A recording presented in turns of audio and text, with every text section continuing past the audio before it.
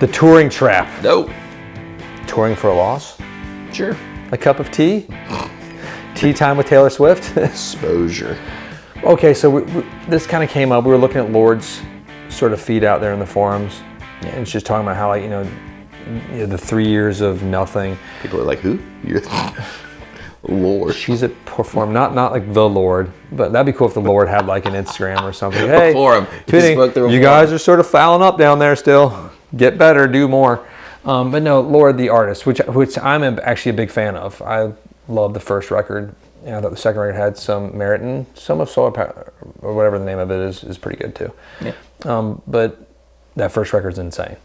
So I think it's one of the best like pop sort of whatever records. Anyway, but she was just talking about like just how difficult it is to actually make a living with touring, and then we sort of looked at, and that was just the precipice of us getting excited to think about it, and we started thinking about all of our friends that have been touring, and we were kind of like add our 2 cents on it because we've all done tours of much smaller scale. Tours. Going to Bob's house for a sleepover on the weekend. I played 3 counties, Baxter. And God, three counties in 3 days. 3 more counties than me. Click like and subscribe. Hit the bell. And thanks for joining us once again. So touring is a tricky business. Yes. Now that the revenue stream of CD sales has been cut and eviscerated from the artist bankroll, it's a whole different game and a necessary part of them just making a living. Well, it's funny, even you saying that, right? It used to be that you'd make a record and you go out and tour in support of that record. Correct. I don't know that it functions the same way.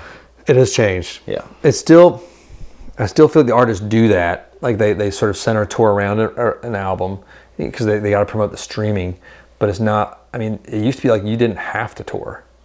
Like you made all that buku. Like you look at the artists that, like the Celine Dion's and the Shania Twains, like they'd still tour, but it was their CD sales, and the Garth Brooks, I mean, his tours are amazing, but their sales alone are astronomical. Right. And you could make the livings of most artists combined just on that alone. It's insane. So you wouldn't have to tour. But now touring is like, it's necessary. You have to, if you're a performing artist, a recording artist almost, for a lot of these cats. Well, it's just, because I feel like it had already, like you're saying, like, a Garth Brooks or somebody didn't have to tour. I think the point of that was just to keep up that crazy fervor so the next record people buy it too, right? But then sort of transitioned to where I heard people say for a long time, oh, you tour because you make all your money on merch. And then now, maybe, gas and all that other stuff. Well, let's jump back to merch, because merch is one of the huge parts of touring that a lot of artists neglect in the younger starts of their formations of bands. Like, it's straight profit. Yeah. I mean, let's say you're making a shirt, you charge $25 for it, not straight, but let's say it costs you $12 to have it made. Right. And you charge $25. If you're making over $10 on that transaction right there, it's pretty good. And then you can even, at concerts, there's $35 a shirt. It's probably, and then the cost of the shirt goes down to probably $3 because they're making so many of them. Yeah. I'm thinking of the startup bands though. You're probably $12, maybe even $15 a shirt if you're getting the nice stuff. Less if you're getting the trash can shirts. Don't do that.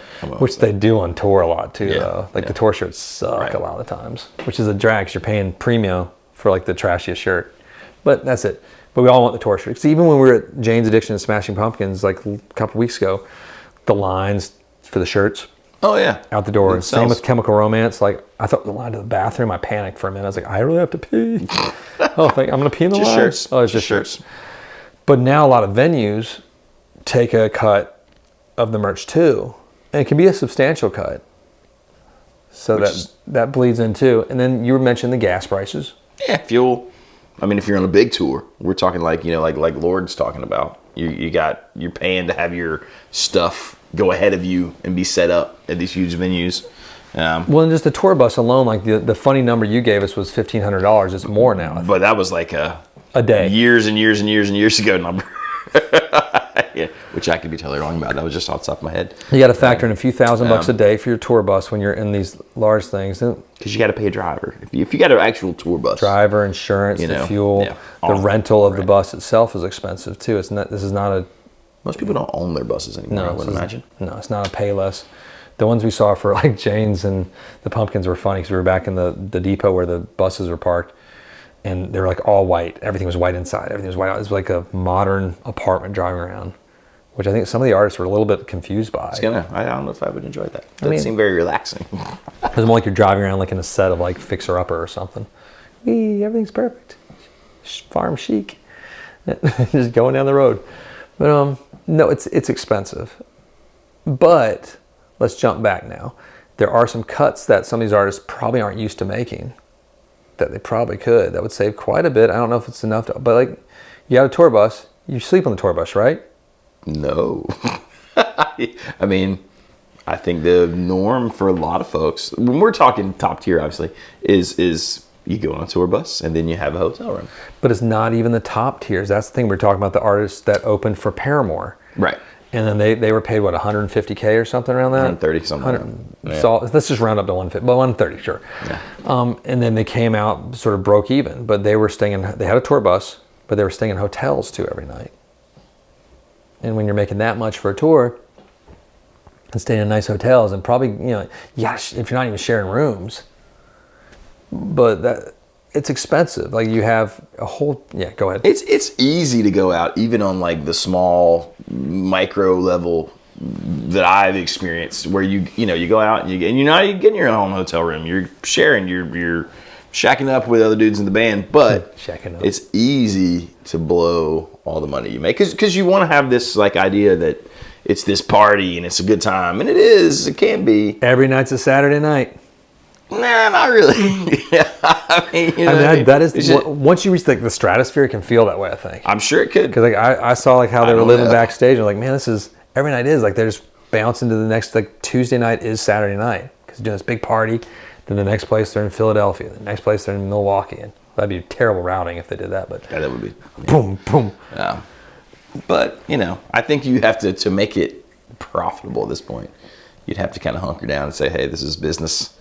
The fun is getting out to play on stage in front of people, and then the rest of the stuff is save your pennies where you can. Yeah, like, and that is something like a lot of these, the artists that are right in that top tier, slightly below, maybe they can sort of start functioning that, because if you are staying in hotels, you're factoring, let's say you're paying $2,000 a day for the tour bus, and this is being conservative.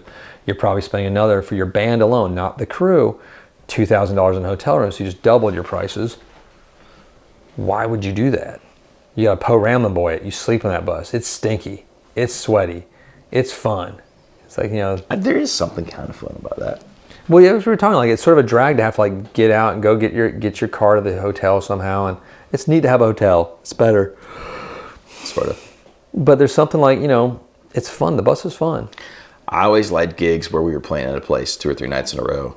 Then you have a hotel. Then you can kind of like bum around during the day. You got a place to be. That's nice. Well, that's why those cats like to play Vegas. Of course, it's like you're spending like a residency kind of best thing. Of hotels. Yeah. Like that's part of Elvis got saddled there and ruined his career, I think. But it's now all these like legacy artists are doing it, like from Lady Gaga's to like Kiss and everything, just because it's cool. You're sort of not the twilight of your career, but like you're at this point where you can do that and just chill with your family.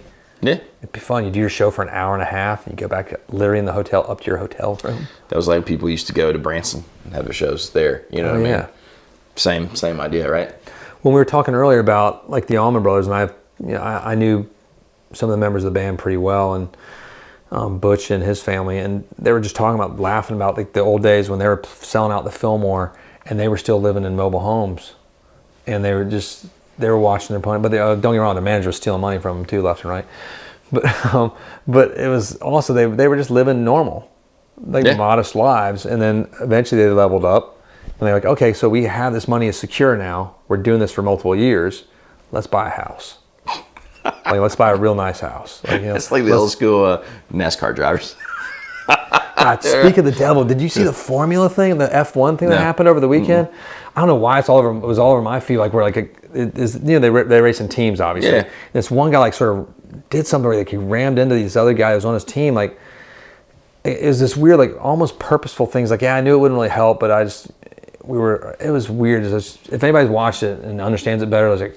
I think it's fascinating. Like ran into them? Kind of. It wasn't like he wrecked him, but it was just, he could have done so. Like, you're supposed to help each other. He did the opposite of helping his dude. Okay. Where his dude could have won, and like gotten into the next level or something. Their team needed those points. I don't know. There's some weird internal drama. I was like, good Lord. Sounds like a Ricky Bobby situation. It was totally a Ricky Bobby situation. Just could have let him win once. Well, Shake and bake. But then I wouldn't win. Shake and bake. If you win. I'd let you win. If it was me. If I was Ricky Bobby. But then I didn't You were win. the other guy. I wouldn't win. I would split it. Okay, but I wouldn't. I think you wouldn't. That's right. You're awful. Screw you. I've modeled my life off of Cole Trickle. But then I wouldn't win. It's like a toddler's mentality. But if I let you win, I wouldn't win. It's like, oh, you're right. I'm sorry I brought it up. Yeah. You're right. You're such a good dialogue. That's like toddlers. And then you take that to Step Brothers, and it's the same movie just extended on that scene for like 2 hours. Great movie. Essentially. We were also laughing because in the music industry, there's like 4 artists. We don't need to get into this. It's Ed Sheeran's one of them, but make up 86% of the touring revenue. And there's the revenue of like for labels in general, and everything else is just sort of splintered out. And that was for like a label, right? A label, yeah. But yeah. But yeah, I mean, just to understand how it works, these mega artists do really well, and that pays for. It's really I'm maybe even getting in trouble for saying this, but it's almost like they make everything else a vanity project. Right, you know what I mean? It's like it's almost affirmative action for indie bands. Yeah, I mean it is because affirmative action for indie bands. So many bands that even if we think of as like having made it are not really generating. Well, Shinedown just had to postpone their tour just because of touring difficulties, which translates into like the cost of touring and mixed with ticket sales. Yeah, weren't what they were hoping. Morrissey's had to do this before from the Smiths, and Morrissey just canceled a show the other night because it was cold. Not that he had a cold. I think he was just cold. I was like, oh, he's sort of known for this stuff, unfortunately. It's a little chilly. Probably where Johnny Marr was like, oh, see you later. I'm going to go do this and have fun and make a living. But no, it's, like major artists have had to, if ticket sales aren't there, it costs too much to do the show. Then, maybe what's part of, we've talked about the whole crazy, what is it, where the ticket sales change depending on the demand. I mean, maybe that's hurting it a little bit. I don't know. Some of the crazy ticket prices, obviously, and the artists are trying to recoup. I get it. It's a weird thing. So I guess we just need to socialize concerts. Yeah, that's the answer. We figured it out right here.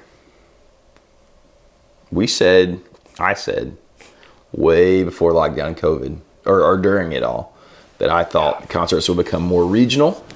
People would go see more local music, and it would be more like what people have been doing for a while now. Anyways, they would just play like they'd tour their Thursday, Friday, Saturday night show, come home. Well, even like the big one we just got on, I think it's just like a 2-month run, and like because it used to be like world tour, like you're gone for like 9 months, then you take a quick little break, then you go to like Europe, and do the Asian markets. Even when I was in Nashville. Like bigger artists were doing that less. They more liked Nashville because it was a hub. You could go here and come back, and go south and come back, and go west and come back, and give you like quality of life too to actually see your family. But wimps. I mean, I believe you need a stinky van with a bunch of dudes with way too long hair and beards. It's part of the deal. No, just let us know your thoughts. Though we found it sort of fascinating watching this whole path unfold and seeing how it's going to change and shape concert going in the future. If the ticket prices will become so outrageous that it is just the wealthy that can go see, like Bruce Springsteen, for example, outrageous. Even Blink-182's concert tickets, outrageously expensive. Don't get me wrong, when Oasis announces their reunion tour, I'll be first in line to pay my $500 per ticket for just me. $500. That's might be $1,000. I know. I'm just trying to. That's a nosebleed at this point, and that's all I can afford. You've seen them on the screen. But you're in the same room, sort of. I just want to be in the same room with Noel and Liam. Sort of, kind of. And whoever they choose to be in their band at this point, because isn't that Oasis? It's just those two now. I think if they bring back the original band, that would be epic. It would be priceless to Baxter. Epic. You wouldn't care. It'd be all right. Sky's the limit. $5,000 a ticket. Let's do it. I mean, we're gonna not eat this month. Family, friends, it's guitar fine. shop. That's fine. That's all. That's all we have on this one. That's fit to print. Bless thee all. Fare thee well, and thanks for joining us. We'll see you next time.